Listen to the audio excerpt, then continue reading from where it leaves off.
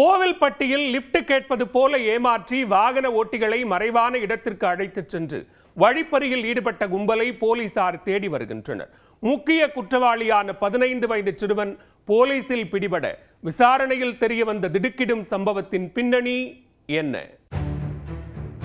Lift கேட்பது போல வாகனத்தை நிறுத்தும் சிறுவன் கத்தி முனையில் வாகன ஓட்டியை காட்டுப்பகுதிக்கு அழைத்துச் செல்வார். ஏற்கனவே அங்கு காத்திருக்கும் கும்பல் தங்களிடம் சிக்கியவரை அடித்து நிர்வாணமாக்கி வீடியோ எடுத்து பணம் பறிக்கும் கொடூர சம்பவத்தின் பின்னணி என்ன? தூத்துக்குடி மாவட்டம் கோவில்பட்டி அருகே உள்ள வேலாயுதபுரத்தில் இறைச்சிக்கடை தொழிலாளி ஒருவர் இருசக்கர வாகனத்தில் சென்று கொண்டிருந்தார். அப்போது 15 வயது சிறுவன் ஒருவர் வண்டியை வழிமறித்து லிப்ட் கேட்டுள்ளார். சாலையில் சென்ற பேருந்தை காண்பித்து தனது நண்பர் அந்த பேருந்தில் செல்வதாகவும் பேருந்தை தவறவிட்டு விட்டதால் அதில் ஏற உதவி செய்யுமாறும் திசை திருப்பியுள்ளார். இதனை நம்பி அந்த இறைச்சிக்கடை ஊழியரும் அந்த சிறுவனுக்கு லிப்ட் கொடுத்துள்ளார்.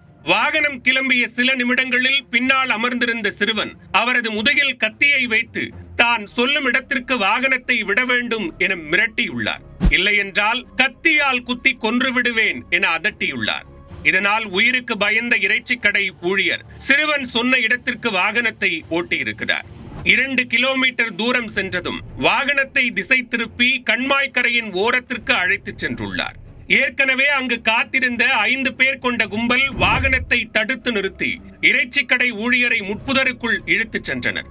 கண்மூடித்தனமாக தாக்கியவர்கள் அவர் கழுத்தில் அணிந்திருந்த வெள்ளி செயின், அரைஞான் கொடி, மோதிரம், செல்போன் ஆகியவற்றை பறித்துக் கொண்டு தப்பியோடினர். பின்னர் அங்கிருந்து தப்பிய இறைச்சிக்கடை ஊழியர் கோவில்பட்டி அரசு மருத்துவமனையில் சிகிச்சைக்காக சேர்ந்தார். மேலும் இதுகுறித்து கோவில்பட்டி கிழக்கு காவல் நிலையத்தில் புகாரும் அளித்தார்.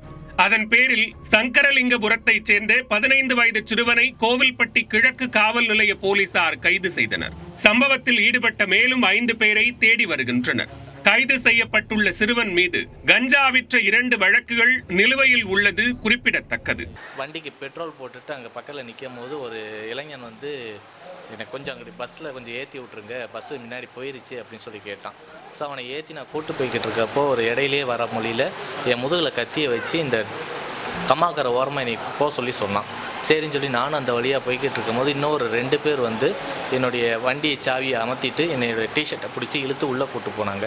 அங்கே இன்னொரு 3 பேர், மொத்தம் 6 பேர் சேர்ந்து என்னுடைய கழுத்தில் இருந்த செயின், என் இடுப்பில் இருந்த அருணாக்கொடி, என்னுடைய மோதிரம் எல்லாம் வெள்ளி இதில் அது எல்லாத்தையும் பிடிங்கிட்டு என்னுடைய மொபைல் ஃபோனையும் பிடிங்கிட்டு அந்த மொபைல் ஃபோனில் இருக்கக்கூடிய என்னுடைய ஜிபே, ஃபோன்பேயோட பாஸ்வேர்டை தர சொல்லி என்னை போட்டு அடின்னு அடித்தாங்க.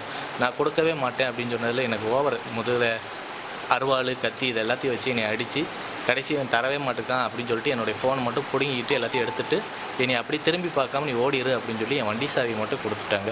நான் அப்படியே கிளம்பி வந்திருக்கேன். சிறுவனிடம் மேற்கொண்ட விசாரணையில் இதே கும்பல் ஓரினச் சேர்க்கையாளர்களுக்கான செயலி மூலம் தங்கள் வலையில் சிக்கும் நபர்களை தாக்கி பணம் மற்றும் செல்போன் பறித்து வந்தது தெரிய வந்துள்ளது.